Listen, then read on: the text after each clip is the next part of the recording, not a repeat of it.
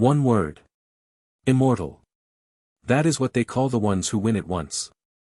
But what do you call the ones who win it twice? Tonight, football finds out.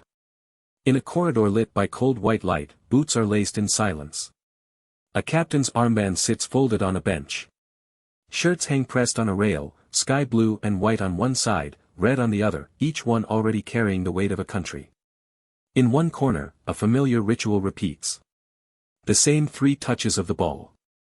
The same short prayer, mouthed rather than spoken. He has done this before every night that mattered for 20 years. Further down the corridor, a 19-year-old does it his own way, bouncing on his toes, eyes somewhere far beyond these walls. A huddle forms. No grand speech. Just a hand on the back of the neck, a few final words, grown men nodding like schoolboys. Then the walk.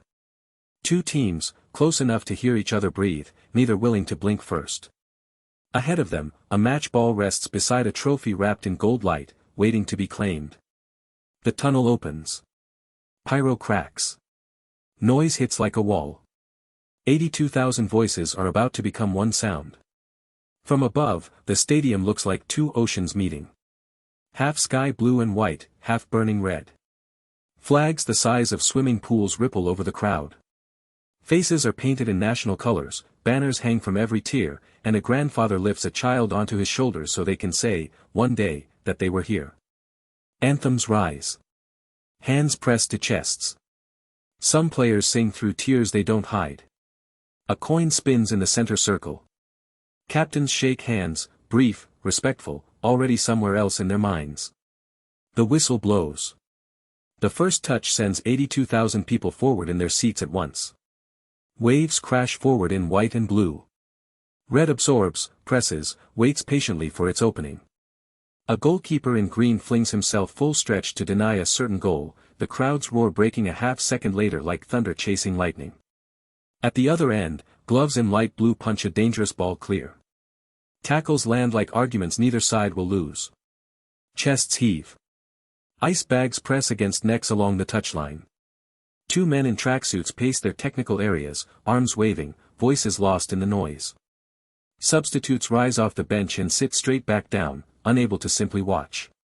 A fan bites down on a scarf. Somewhere else, hands are folded together like a prayer.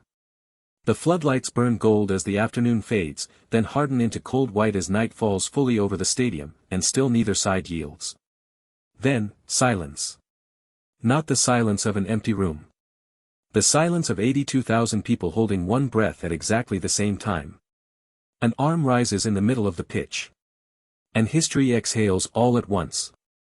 Bodies collapse onto the grass, not from exhaustion, but from release.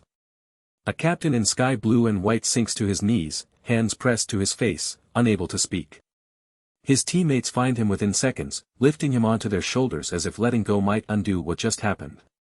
On the other side of the same pitch, a different silence takes over. Hands cover faces in red shirts. Bodies sit motionless on the turf, staring at nothing. Confetti falls like the sky itself has joined in. Flares light one end of the stadium in thick sky blue smoke, the crowd there bouncing as one single organism. At the other end, seats empty out in near total silence. 7,000 kilometers away, an obelisk in the heart of a capital disappears under a tide of blue and white, horns blaring, fireworks tearing open a sky that has not gone quiet in hours. In another city, a fountain square sits unusually still. A bar empties without a word. A television is switched off mid-broadcast. A child asks why nobody is talking anymore, and nobody quite answers. Back inside the stadium, gold rises from a velvet pedestal under blinding light. Individual honors are handed out first, applause polite but distracted, because everyone is waiting for what comes next. Runners-up medals are placed around bowed heads in red, heavier than any medal should be. Then the trophy itself is lifted, not by one man alone, but by a captain who has now done this exact thing twice, teammates swarming around him, confetti still falling long after anyone is watching it fall. A team photograph freezes the moment, trophy raised, gold rain suspended mid-air. Then the lap of honor begins, players reaching over barriers to touch outstretched hands. History does not repeat itself. It rhymes, and tonight, impossibly, it rhymes twice. A young captain once lifted this same trophy decades ago, grainy footage now replaced by something sharper. Another memory follows, a final lost by the smallest margin, a walk back down a tunnel with nothing to show for it. Then another, warmer, golden, a trophy raised for the first time under Middle Eastern lights, before tonight's frame completes the set. 64 years. That is how long it has been since any nation retained this trophy back-to-back. Only 2 teams in history had ever managed it before tonight. As of tonight, there are 3. A captain lifts the World Cup for a second time, the first man in the men's game to do exactly that as captain both times. Before he leaves the pitch, he finds the 19-year-old in red who ran at him all night without fear. A handshake. A brief embrace. Nothing needs to be said. There are nights that do not end. They simply begin again, somewhere else, inside someone else's memory. The trophy catches the stadium lights one final time in slow motion, gold against a dark sky.